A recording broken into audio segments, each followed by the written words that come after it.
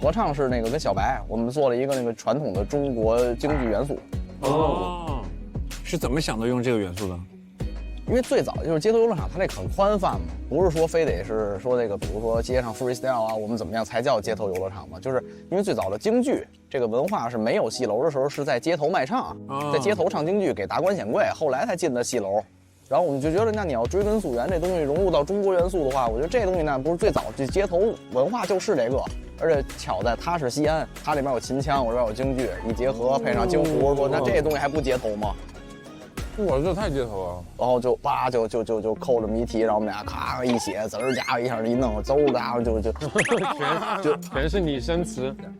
你们顺利吗？是很快就写出来了，还是卡着写的？写的特快，但是背词儿不顺利，还是记忆力问题。这人上岁数就心酸。对，你觉得你这次是直接冲上面，还是要打复活赛？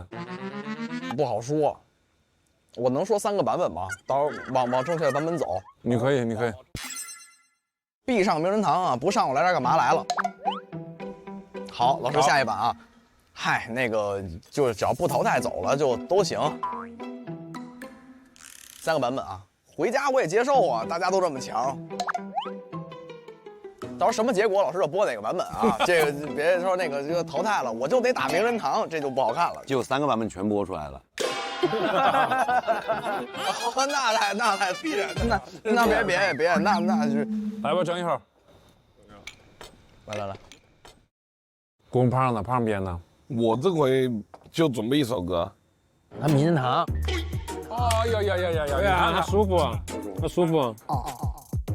哎，你最近那个特别出圈，就是那个乡里边啊，乡里边啊，那个太好了，那个太好用了。我想下次有机会喊他演一个嘞，喊他小孩子。哎，润仔，那个你这次你这次是2个歌嘛，对吧？对，2个歌啊，2个都是啥歌？跟早安的一个歌，然后我们主题是那个命运的齿轮嘛，然后我们就准备了一个非常悲情的故事，他走具象的东西，我走在那个意象上的东西。那我觉得我上一把我杯莫停我都唱了，我觉得我来这儿最大的目的我已经达到了啊。但是你说就下一步怎么走，我就觉得就玩吧，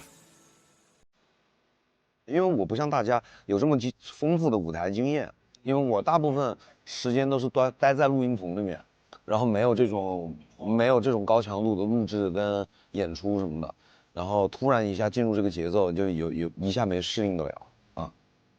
就是你进入到这个状态还都非常快，可能表演出来大家会觉得还可以，但是我觉得还有很大提升空间，因为从我来这之后，我就是近距离看大家演出，我那下我就惊了，我说大家是这个水平啊，然后我就会有很大压力。谁？对你说嘛，谁让你惊了？我觉得辉子啊，因为我之前采访的时候，我就说上一轮辉子那个歌，我觉得真的修仙小说来讲，你就是到金丹期了已经是。小人物那首歌啊，对，就是因为有的时候我觉得感染力是感染力，但是它不一定是我会觉得很厉害的歌，但是你那个歌是让我觉得就是很惊讶，就是感染力加内容表达加说唱技巧，你融合在一起非常平衡的一个东西。然后我就觉得全场最高票当之无愧。哎，你是怎么整理出来这首歌的呢？因为我不是听完了之后，我是久久控制不住自己的那个状态，就是我就是有点被那个余温还在震在那儿。那你当时写的时候，你创作这个的时候呢，你的其实是一种在无奈当中有不甘，就是我从小到大，无论是在学校，还是后来我也参加过工作吧，还是在工作岗位，还是在任何岗位，就是如果大家评选，就比如说班里的最优秀的同学，还是岗位上最优秀的员工，还是哪怕进入到说唱圈的最优秀的 rapper， 我从来都不是会被人提到名字的那个。就是你永远都是那种好像你高不成低不就，比如说你最差吧，你也不是；说班里最闹的同学，你也不是；招老师讨厌的也不是。然后但是好的里你也永远进不去，老是差那么一点东西。然后呢，但是我又回想我这个30多年的人生经历，好像就是干什么事儿都是3分钟热度，没有一件事能长久的去坚持下去。唯独说唱，我觉得好像这么多年了，然后也是我会且人生中仅会的一件事了。如果我在我最会的这件事上，我还承认我不如别人，那我人生也太失败了。就是所以在这种当中，我改变不了大家的看法或者什么的，但是我不甘啊。小人物又如何呢？小人物是可以做大事的呀，也是可以成主角的呀。因为这个状态是有的人是我不接受我不服，有的人是接受我不服，然后你是完全承认，但我也不服。我是承认的，但是服不了啊。所以那个才有力量嘛。就像我之前我录过一个节目啊，就是我之前录过一个节目叫《中餐厅》，哇，那是我录过最累的节目啊。怎么说？因为他洗碗，真的500个1000个那么洗，是自己洗，真的这么洗，哇，我现在都难受啊，说这个事儿，就是真的就是这么洗，就是因为你想啊，他节目。但关键他也都播了，他要不就加速，要不就中间交代故事，我也觉得也挺震撼的。我专门有跟这个制作人分享，我说这件事情的意义到底是什么？他说，首先这件事情当下它是没有意义的，但是它对于你整个这段故事的感受是有意义的，是因为你做了一个超越自己本能的事情的时候。你自然就升华了，那种升华是你自己感受不到的，就是在比如说真的是让你们1个星期录5期节目的时候，那个时候你相信吗？你会发现人的那个本能和就是生命力，就一下全都绽放出来了，就是你是那种怒放的状态。洗了多久？我那都你会觉得就是人都穿了，就是你觉得。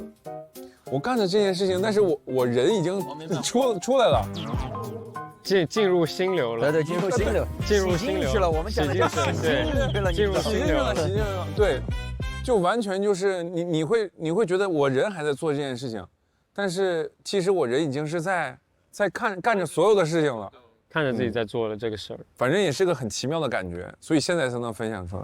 艾森呢？这次是什么内容？我们跟辉子其实是一个主题里边，然后街头游乐园。然后，我们为什么选这个主题？是因为其实我觉得玩很重要，在我们的这个一生当中。我以前18年参加完比赛，我在北京住了5年，然后我觉得我那5年其实过得好像不是特别的自由和快乐。然后我觉得我一直好像告诉我自己，年轻不能玩，要少玩，然后应该是到。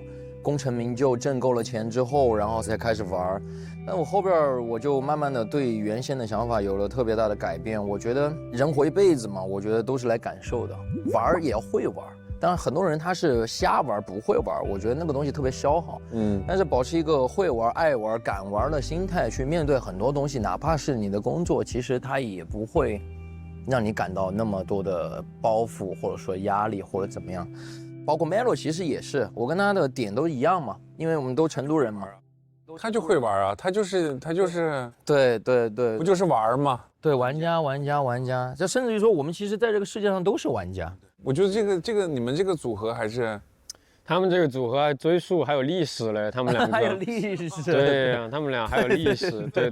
来，这个故事交给大奔来说，他们俩原来是一个团体的，对。在海尔兄弟之前，对，在 Melo 在海尔兄弟都是很初期的时候，他们俩原来是一个团体的，但后来又解散了。后面2个人又都一定程度上事业开花了嘛，慢慢的年纪大了之后，心都回归于平和了之后，你想到那种原来的事情了之后，他们俩就又走到了一起。对，所以这个还是有的追溯的，这2个人。还是个浪漫的故事，那是浪漫，圆满的故事，很圆满。男人之间的浪漫，对，因为成熟而又走回到一起。你知道我最搞笑的是，当时就是说唱圈闹这个矛盾比较凶的那一段时间，然后我当时还出了一个歌，出了一首《Boom Bap》，那个副歌还是找 Melo 合作的，那个副歌里面最后一句就是 beef 不是那些恩恩怨怨，那是恩恩爱爱。我当时写了这，我觉得特别有意思，你知道吗？就是我跟他在那之后就没有合作过歌，然后因为那一段时间发生的事情，然后我又想说一点话，然后我就给 Melo 发了消息，我说我们俩搞一个这个歌，然后他当时听了，他觉得挺有意思的，他也就录了。然后当时那个歌发出去，大家觉得，哎，这2个人为什么会突然对，又坐到一起去了？是的，这就是这个音乐的魅力。刚才你特别说玩的时候，我突然想到啊，其实我们都在找这个好玩的事儿和把自己本身在做的事情变得好玩。这个太重要了，就是我在搞创作，还是我在上班，对吧？我是主人还是我是牛马？因为你像我们是选择了自己喜欢的事儿，但是它成为了一份工作之后，它其实也会变得不好玩，我们也得找其中乐趣。我觉得人都要让自己做的事儿，在当下做的事变得好玩，才有生命力嘛。大门这回准备的啥歌？我2首，一首是跟 Shark 组队的，然后是改编了我原来的一首特别有意义的歌，叫《敬昨天敬今天》，然后我们把它加了一个版本，变成敬昨天敬今天敬明天。我原来写它是为了享受当下，但是我跟 Shark 组队的时候，我们就想说还有什么是我们能向观众再传达出来一点的，就是明天即使你很迷茫，但你也请你相信明天也不会太糟糕。对，所以我们这个概念就一下变成三个阶段了。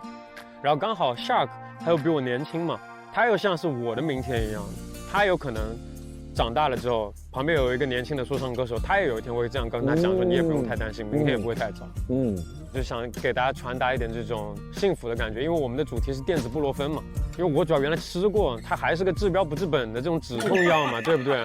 那我们做这首歌的目的就是为了让大家永远不要再用布洛芬了，就是这种点。还真的，有的时候你要让它发生，就是之前我也是啊，就是身体不舒服的时候吃那个止疼药，你会发现它只是抑制了你的神经，对，但是你的身体的痛苦它是正常发生的，且它给你带来的那个后果会更严重的，所以你就接受它就行了。单人跟这个就比较有反差，单人我想的就是很久没有向大家展现我这种 real hip hop 底色了。什么是 real hip hop 呢？你觉得？就是帅气，就是做任何动作、行动、心态，站在舞台上的样子。因为我喜欢 hip hop，就是喜欢他的帅气。而且我觉得节目上面，它需要你展现不同的面貌嘛。如果一直都是一个东西，大家也会看无聊。我也不想要这样，我到最后不能把这里变成一个班上嘛。我想展现说，哦，大家好像很久没有看到过我。很 hip hop 的那种感觉了，我自己也很怀念那个感觉。其实你上一轮那个在那个高台唱的那个也蛮 hip hop。对，但是我觉得那个是更消化完之后迭代出来更艺术人格我的 hip hop。这个就是我为什么当初喜欢 hip hop 那种感觉，街上的那种感觉的。你们最想在舞台上呈现的大招是什么？我觉得有一种造，其实不是那种真的要嗨死啊全场那种造。我曾经在北京看过一场演出，全场有一半的人在哭，就是你甭管是哭还是就是在那儿抽泣。那首歌叫《他》，是较劲组合唱的，写给自己爸爸的，就是讲述一个父亲怎么把一个孩子抚养成人。你在外边跟人玩的时候，你爸那个洗菜的手还湿的，就都是这种歌词啊，全都是。然后他当时在台上说了一句话，我到现在都记得，说有的时候你们记住，这种造是要比那种hands up 的造更打到心里的那种咚咚咚。我觉得如果有一天就是当一首歌你唱完了以后，台下不再是那种欢呼，而是所有人在沉默、鼓掌、沉默、思考。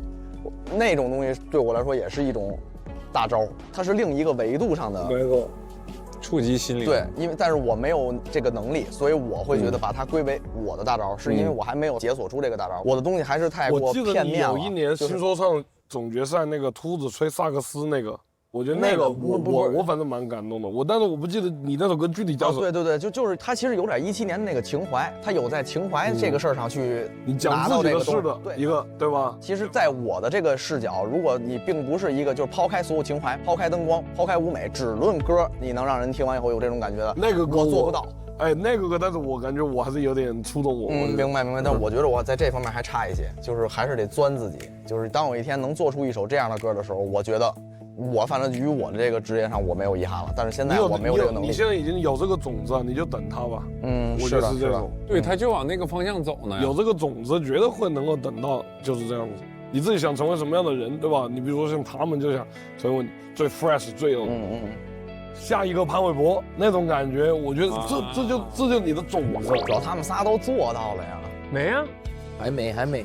太帅了！我不是那个流派，没有，我不是那个流派，我太帅了。找嘞。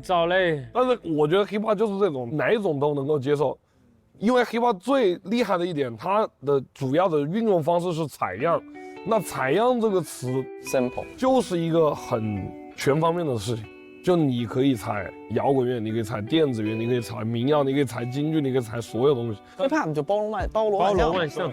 但是龚方，因为你的词和歌都很有内容，这是源于你的家庭吗？还是生活环境？我觉得这也属于我的种子吧。就是我到这个年代啊，就哪怕现在还有 rave， 还有很多 vibe 型的那种 hiphop 音乐，但我始终觉得你的表达歌词是最直接的。因为我觉得歌词就像是词典，任何人的歌词都是只有谁用这个东西。就像我们的灵魂是鸟，我们的歌词是树，那你一棵树是不可能束缚你的这个鸟要飞到哪里去的。这个鸟会今天在这里栖息，你觉得哦，这个鸟喜欢绿色的大树，可能这个鸟有一天又在花丛里面栖息。我觉得花丛、树，然后草这些都只是歌词，但是重点的是你的灵魂停在哪个地方。所以我觉得歌词是没办法像他们那样去评的。我是觉得。我一直觉得就是这几期，我一直觉得他的那个方法没对。我觉得如果你要是评论，你说，哎，我觉得你这个舞台，你可以往什么样子做得更好。我觉得这是有效的建议。对，我觉得就是他们就是有点干制造冲突的感觉。对，但是这可能是节目需要的。我觉得可能是节目需要的。对，是的。我觉得他们的观点站不住。那就聊到 AI 这个话题啊，就是你们会什么时候使用 AI 和什么时候就绝不用 AI 呢？我减肥会用 AI， 减肥用 AI 很好，哎，推荐给你。你把你的身高、体重、年龄给他，然后他会给你算出你的那个热量缺口。然后你比如说你现在比如说吃这些菜，你把它夹到盘子里面，就是换一个习惯，因为我们平常吃菜是一口一口夹嘛，你就是把这些东西放到盘子里面，然后你就拍我这一餐现在是多少，然后他会直接帮你算出来大概一个，而且是大差不差的一个热量，然后会告诉你你还可以吃多少东西这种，我觉得 AI 这一点还是蛮有用的。对，真的有用，真的。你看我这个实际的变化就还是知道不？大文呢？我的大招，我其实一直很想，就是说，在台上演的时候能有那种进入那种状态，就是你又同时有好几种情感你都能够表达的那种状态。我有一次看 Kendrick 的有一次的颁奖典礼的舞台，就你就会看到他的那个神情是非常悲伤的，但是他那个能量又巨大，然后他唱的东西又是很激进的那种东西，然后同时他的所有的那种，你说是他那样子走着吗？那个格莱美是一个，但是我看的是应该是有一年新的格莱美的开场，他是康夫 Kenny 时期的那个留着辫子穿着那个唐装功夫服的时候的一个开场，他就一直站在这里，那整个眉头都是8字眉，一直在皱着眉头，就非常悲伤。然后但是你看他所有的整体舞台编排是精心设计过，他每一个动作都没有错，所有的东西都是对的，就这个是肯定绝对理性的嘛，但是他又给你呈现绝对感性的那种状态。然后我全程从他那个表情开始，我就开始起鸡皮疙瘩，我就觉得如果我能演成这个样，那一定是我的大招。就你能解释很多情感在一个舞台上面，我觉得这就是作为台前表演者的一种幸运嘛，就是复杂的感觉。对，你一站在那儿，你其实就已经在表演了，你就已经在给别人诠释你这个作品了。Yes sir。就是今天这个人心情好，他可能关注的就是你那种完全很糟的那种点，或者是很激进的那种点。今天这个人心情不好，他就会完全关注到他那个给他诠释了另外一种感觉，就是哦，他在这种纷争里面，他其实像是一个有一种第三更高维度的视角，他在怜悯。他在这样怜悯自己的那种感觉，你也可以感觉得到。我觉得这是站在镜头面前表演的艺术家的一个 bless， 一个福气的那种感觉。就你站上去，你就能解释很多维度的情感。Yeah。所以我就觉得有一天，如果我能在某一种舞台上面演出来这样子的状态，我就觉得哦，这是我的大招，那我就可以称之为我是一个艺术家了。Yeah。那你让我想到这样子的，应该是那个卡野当。哦，他最近在荷兰的一个演出，其实我看的还蛮感动。你说是红衣服那场还是哪一场？还是他每一场这个都很厉害，我觉得。top of the world。对对对，他这个就是他这一句话就变成了一个舞美，有点往这个年代的 Michael Jackson 走了。我觉得他不是在做巡演，我觉得他是在做整体视觉的一个巡展，就是这种感觉嘛，就是他一站在那儿，你一进去，他其实整个演出已经开始了。对，我觉得它是一体的，声音、视觉，包括一些体感上面的东西，它是一个整体的，你不会觉得它是一个歌手今天要开一个歌唱的演唱会。对，其实这个就是我在想说的大招，所有的东西融为一体。对，所有的东西融为一体。Yes sir。就你从走进去那一刻开始，他就表演就开始了。而且我看完他那一场，我甚至其实有一点觉得像看完了一部电影，就是你看电影。一开始 intro 带入，然后到高潮很激烈，然后到桥或者说结尾之后，你会觉得，哦，原来这好像是在讲这个东西，然后是怎么样？他盘盘上大招的。对，哪怕是他不唱，哪怕是他就放歌。他试听会有一幕我也很感动，就是他，我记得是第一次要发当打的时候，应该是第2场还是第3场，穿着全黑的巴黎世家的一场试听会，然后那一场是他躺到中间睡觉，然后再起来，突然一下。放的那首歌里面是有 Jay-Z 的 verse 的那首歌叫什么来着？应该是Jail 第一首歌。对，然后突然一下 Jay-Z 的声音一出来，就是你感觉 What the Dome 那个时期的回忆就全部涌现，然后 Jay-Z 的词又特别的直白跟打动人，他又说当打别担心，我在看着你儿子呢，就是这种词，然后一下我鸡皮疙瘩就起来了。期待一下吧，期待你们。因为你们看着这些东西，慢慢就会融入到你们的这个血液里面。是的，种子，这都是种子，我们心中的希望。某一天，胖别就在电视上看着我神情忧虑的，但是在那里唱一首特别狂的歌。那炸了。然后胖别就觉得我对了。期待。对，就觉得我没有，我一直觉得你挺对的。就觉得我对了，就是。上次那个在那个台上那个高台上面唱那一首，我觉得也挺对。这一次这个舞台就是这样子，大部分的人都有点 off beat。都会有一点，我觉得我的感觉就是，你像上一次，我就是想要全情投入进去，我想给一个我第一次演这首歌的状态，因为我是对的，我觉得后面那种对，我想特别真诚的面对这首歌，因为这首歌对我来说也蛮重要的。但我觉得我能改变的地方是什么？就是往回收的那个感觉，就是你还有理智存在，再收一点了，再收一点，你还有理智存在。就相当于这个其实你讲起来也很艺术嘛，就是你不能完全的沉浸到艺术的世界，你就疯掉了嘛，那你失控了，对吧？然后而且我觉得这失控往往就是那种借口，就是你不是一个优秀的艺术家的成色就能感觉得到，因为如果你真的是艺术家的话，你就不会让自己失控，那你还有残存一丝理性在，我觉得没有达到这个境界，我觉得那稍微有点失控，对，但是如果能往回再收一点点，我就觉得我会更满意。Yes sir。后面有着你们累呢，有着你们创作呢，有着你们展示自己，有呢。OK 了，那今天吃的不错，朋友们，吃饱了。OK， 祝大家一切顺利，后面的所有的东西都可以很顺利。OK， 大吉大利，大吉大利，大利。OK。